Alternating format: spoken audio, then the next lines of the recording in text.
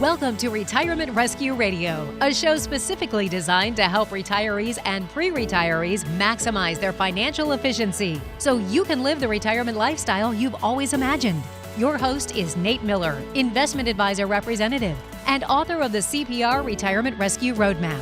Nate discusses thoughts and ideas from some of today's most knowledgeable professionals in the field of finance. He offers strategies along the way to help you make better financial decisions so you can maximize your retirement. This is Retirement Rescue Radio. Well, hey there, everybody. Nate Miller with Miller Retirement Group here for another episode of Retirement Rescue Radio. And today we're going to be discussing some of Biden's tax proposals because they've changed a little bit to help pay for this $3.5 trillion infrastructure deal that he has in place. They've got some new proposals in this draft, which look a little bit different from what we've talked about here in the past, and which does just go back to what I have said about some of these proposals, especially the taxing capital gains like ordinary income or the step up in basis going away at death. Those couple things I've said are some of the more aggressive plans or proposals that he had in place. And so we didn't expect those to go through at the level that he had originally proposed. And so what we're seeing now is kind of where they're falling back on the compromise, which we did talk about. It's like they wanted to propose something that was so outlandish that we wouldn't actually go there. But when we finally came back to where we landed on, that was probably where they wanted to be in the first place. It's kind of like negotiating on a home or a car. You know, the seller is going to ask this really high price, not expecting to get that high price, and somewhere from between there and the first office that the buyer gives, they're probably going to come to an agreement. And I feel like that's what's going on here.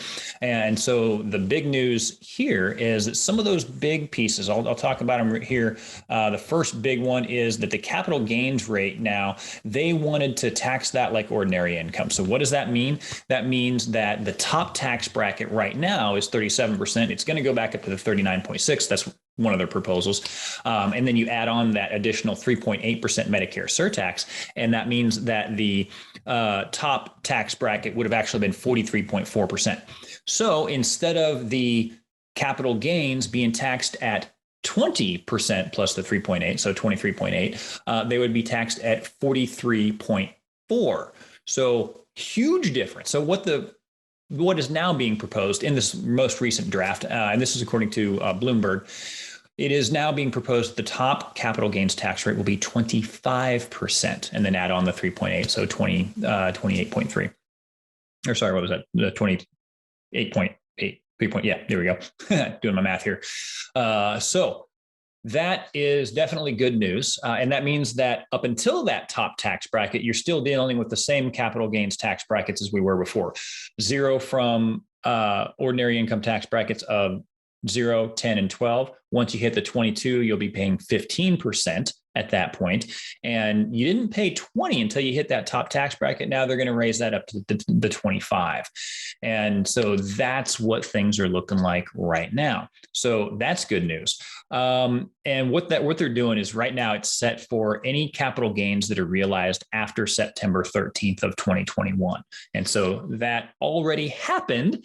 So that's what we would have to pay tax on if this does go through, if it's over and above those amounts. And they say that for any those top tax brackets that they're looking at is going to be for a single taxpayer about $445,000, and for a married filing joint a little over $500,000 before they would be in that top tax bracket and have to pay the 25% as opposed to the 20%.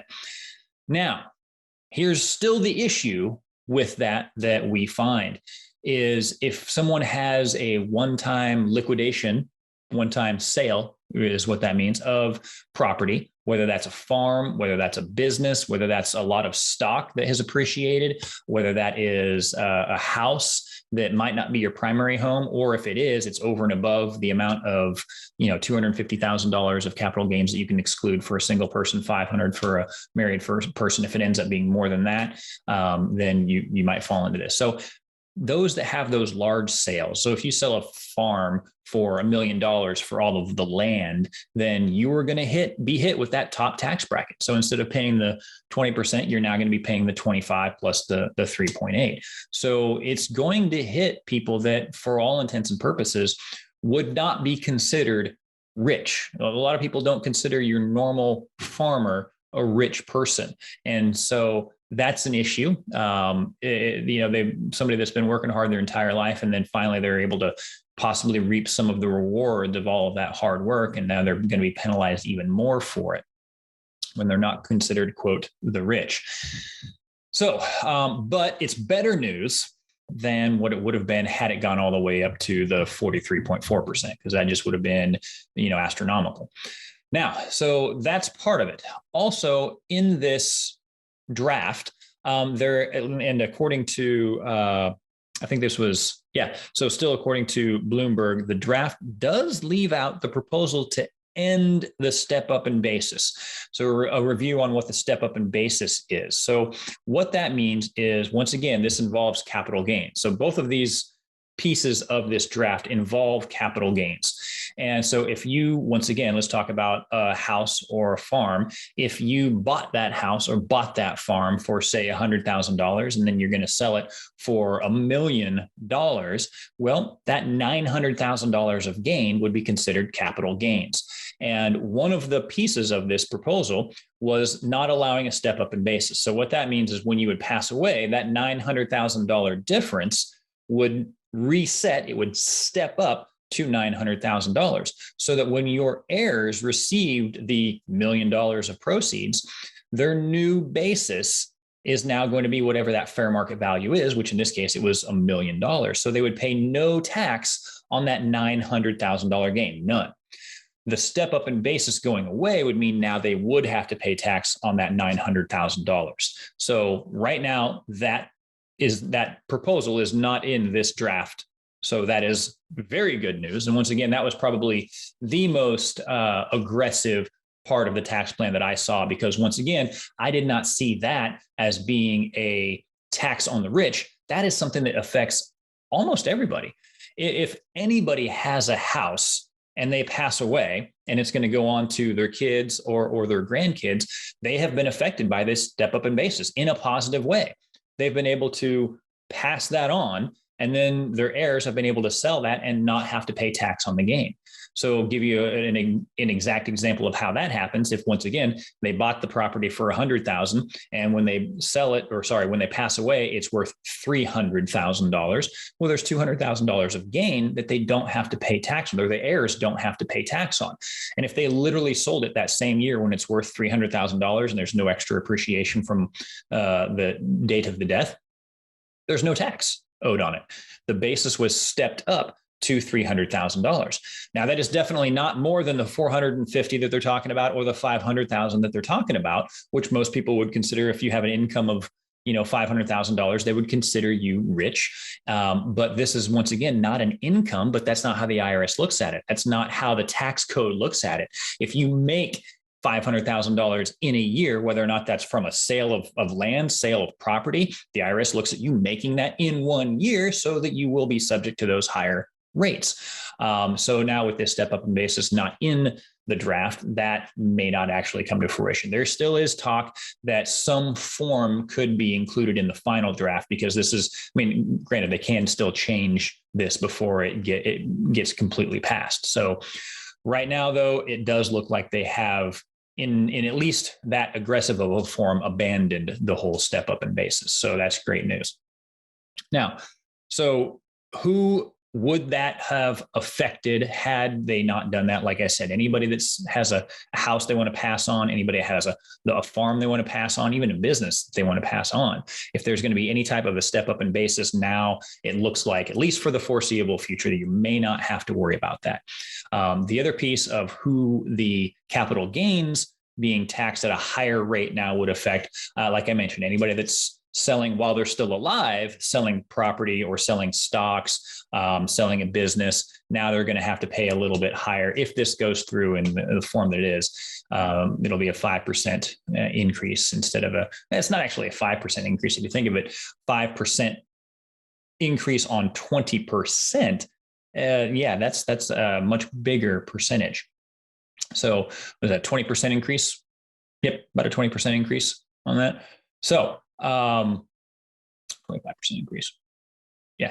So anyway, it's a bigger increase. than what, or smaller increase than what they originally thought, but it's not just a 5% increase. We've done that math in some past episodes as well. So yeah, just understand when you look at 20 to 25%, that's not a 5% increase, because on your income, or when you actually pay tax, let's say it's $100,000 that you were having to pay that, and you paid 20%, or that's $20,000. Well, now you're paying $25,000. Well, 5%, $5,000 extra dollars, when going into $20,000, that's 25%. So that's a 25% increase in the tax.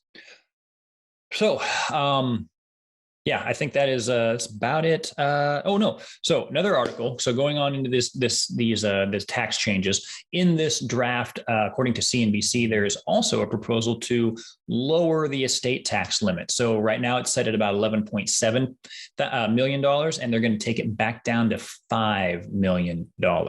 So what does that mean? So that doesn't mean that any time that you pass away, you're going to have to pay some type of an estate tax. It's only if you have money over and above the estate tax limit. So if you have a $5 million limit and you have $6 million, well, you're only going to be assessed the estate tax on that extra $1 million.